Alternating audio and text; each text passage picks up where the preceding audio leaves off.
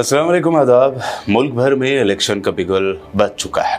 पूरे मुल्क में 7 फेज में इलेक्शन होंगे। तेलंगाना में 13 मई 2024 को वोट डाले जाएंगे और इसके नतीजे 4 जून को सामने आएंगे। अब जब इलेक्शन डेट सामने आ गई है तो रियासत तेलंगाना समेत मुल्क भर में हर तरफ माहौल इंतखाबी हो गया है। लीडरों का पार्टी बदलने का सिलसिला जारी है तो कैंपेनिंग का सिलसिला भी बस अब शुरू होने को है। लेकिन तेलंगाना के इख्तिदार पर 10 सालों तक राज करने वाली भारत राष्ट्र समिति यानी बीआरएस के ख़ेमे में कोई हलचल दिखाई नहीं दे रही। वजह है बीआरएस लीडरों का केसीआर को छोड़कर कांग्रेस या दूसरी पार्टियों को ज्वाइन करना। ऐसा लग रहा है जैसे धीरे धीरे आधी बीआरएस पार्टी खाली हो जाएगी। तभी पार्टी को एक और झटका लगा। केसीआर की बेटी और एमएलसी के कविता की ईडी की जानिब से हुई गिरफ्तारी का झटका। दिल्ली के सीएम अरविंद केजरीवाल की शराब घोटाला व मनी लॉन्ड्रिंग केस में गिरफ्तारी ने पूरे मुल्क में सियासी हलचल बढ़ा दी है। केजरीवाल की गिरफ्तारी से पहले तेलंगाना की कविता की गिरफ्तारी से तेलंगाना में हलचल बढ़ी थी और इस दरमियान इस एक ही केस में लिंक हो रहा है कविता की गिरफ्तारी और केजरीवाल समेत दीगर आप लीडरों की गिरफ्तारी के बारे में। लेकिन क्या कविता की गिरफ्तारी बीआरएस के लिए झटका साबित होगी या इलेक्शन के इस माहौल में केसीआर के लिए सिंपैथी कार्ड? आज जांच पड़ताल में इसी पर बात करेंगे। किसी को उम्मीद नहीं थी कि कविता को दिल्ली शराब घोटाला केस में गिरफ्तार किया जाएगा। ये केस तब सामने आया जब दिल्ली से ईडी के 10 ओहदेदारों की एक टीम कविता के हैदराबाद में वाक़ घर पहुंची। तलाशी मुहिम में आसानी से अंजाम दी गई और फिर इसके बाद उन्हें गिरफ्तार करके हैदराबाद से दिल्ली ले जाया गया।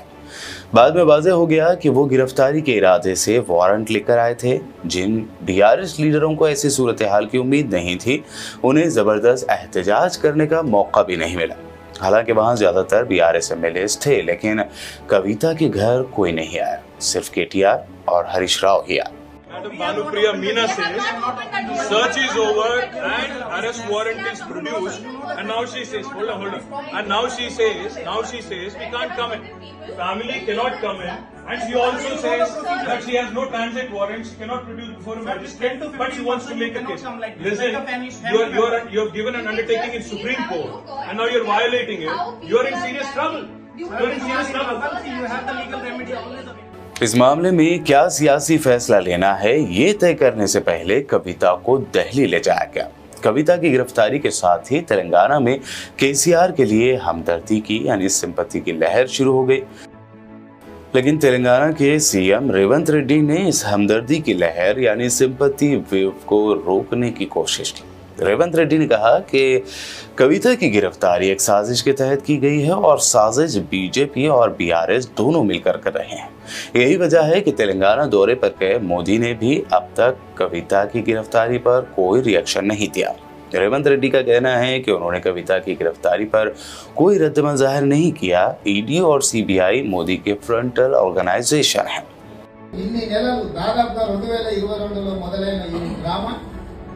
2024 మార్చి ఎన్నికల నోటిఫికేషన్కు ఒక రోజు ముందు అరెస్టుతో పరాకాష్ఠకి తీసుకెళ్లిండ్రు అని ఈ డ్రామాను తెలంగాణ ప్రజలు గమనిస్తలేరని వీళ్ళు అనుకుంటున్నారా?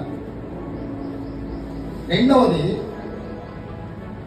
కల్వకుంట్ల కవిత గారు కల్వకుంట్ల చంద్రశేఖరరావు గారి కూతురింటికి పోలీసులు దాడి చేసి ఢిల్లీ నుంచి ఈడీ అధికారులు వచ్చి అరెస్ట్ చేసి తీసుకెళ్తుంటే బాధ్యత కలిగిన తండ్రిగా చంద్రశేఖరరావు గారు అక్కడికి రాలేదు అంటే దీన్ని ఎట్లా అర్థం చేసుకోవాలి? రెండవది, తండ్రిగా కాకపోయినా కల్వకుంట్ల కవిత గారు శాసన మండలి సభ్యురాలు, టిఆర్ఎస్ పార్టీ నాయకురాలు, పార్టీ అధ్యక్షుడుగా శాసన మండలి సభ్యురాలని అరెస్టు చేస్తుంటే అక్కడికి రావాలి, అక్కడికి వచ్చే అధికారులను వివరాలు అడగాలన్న సంగతి చంద్రశేఖరరావు గారికి తెలియదా? పోనీ ఇప్పటి వరకు కూడా చంద్రశేఖరరావు గారు అరెస్టును ఖండించలేదు. అరెస్ట్ ఎందుకు జరిగిందో, తన పార్టీ శాసన మండలి సభ్యురాలను ఎందుకు అరెస్ట్ చేసిందో ఇంతవరకు తెలంగాణ ప్రజలకు వివరణ ఇవ్వలేదు. చంద్రశేఖరరావు గారి మౌనము ఏ రకంగా అర్థం చేసుకోవచ్చు? उधर केसीआर का भी रिएक्शन अभी तक सामने नहीं आया।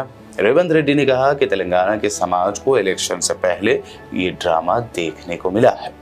उन्होंने कहा कि यह हैरत की बात है कि कविता के वालिद के तौर पर केसीआर ने कम अज कम इस मामले पर रद्द-ए-अमल जाहिर नहीं किया। वो पार्लिमानी इलेक्शन में कांग्रेस को हराने के लिए नाटक कर रहे हैं।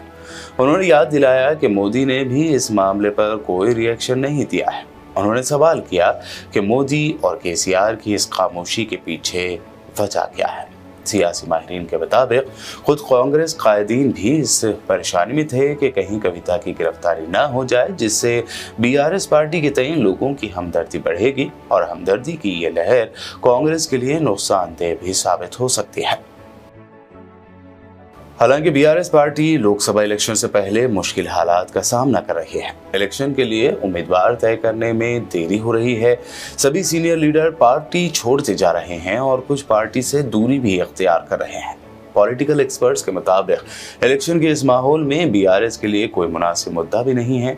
ऐसे वक्त में ऐसा लगता है कि कविता की गिरफ्तारी के जरिए सिंपैथी हासिल करने का सियासी मौका बीआरएस के हाथ लग गया है।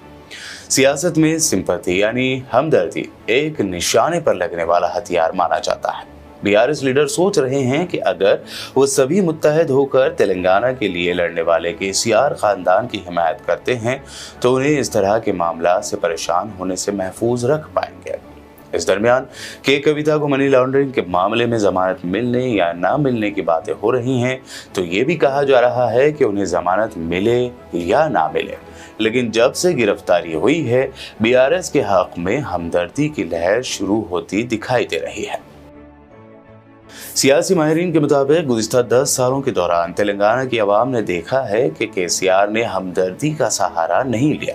सियासत में हर लीडर का अपना अलग अंदाज होता है। हमदर्दी के हथियार को अपना खास हथियार बनाना चंद लीडरों की स्पेशलिटी होती है, लेकिन केसीआर आंदोलन के लीडर हैं। वो नहीं चाहते कि लोग उनके लिए अफसोस महसूस करें।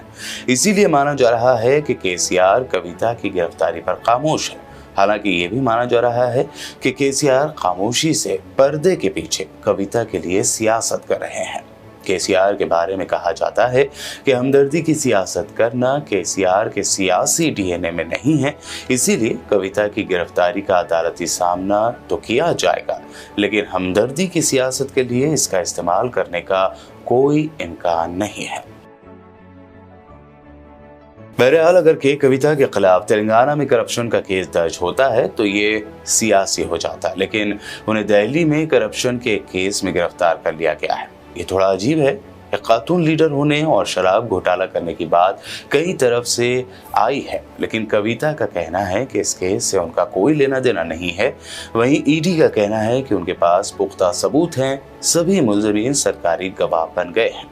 कविता पर यह भी इल्ज़ाम है कि उनकी ये जायदाद घोटाले की रकम से खरीदी गई थी और लोगों के लिए ये यकीन करना मुश्किल है। लोगों की माने तो बड़े पैमाने पर बीआरएस को आम जनता का सपोर्ट मिलेगा। अब कांग्रेस के लिए कविता की गिरफ्तारी इसलिए भी गले की हड्डी बन सकती है क्योंकि सरकारी एजेंसियों सीबीआई, ईडी और आईटी की जानिब से अपोजिशन लीडरों के यहाँ मारे जाने वाले छापों पर तो कांग्रेस जमकर तनकीद करती है और इन मरकजी एजेंसियों को पीएम मोदी के हथियार बताती हैं। लेकिन तेलंगाना में खुद कांग्रेस की हुकूमत है और अपोजिशन में बीआरएस पार्टी, जिसके लीडर के कविता को ईडी की जानिब से गिरफ्तार किया गया है। ताहम इस गिरफ्तारी को कांग्रेस खुद बीजेपी और बीआरएस का ड्रामा बता रही है। बहरहाल ये देखना दिलचस्प होगा कि इलेक्शन की डेट करीब आते आते रियासत की सियासी सूरत हाल में और कितनी तब्दीलियां आएंगे। आपका इस बारे में क्या ख्याल है? कमेंट करके हमें ज़रूर बताइए। मिलते हैं अगले एपिसोड में, तब तक के लिए देखते रहिए बीपीएम चैनल।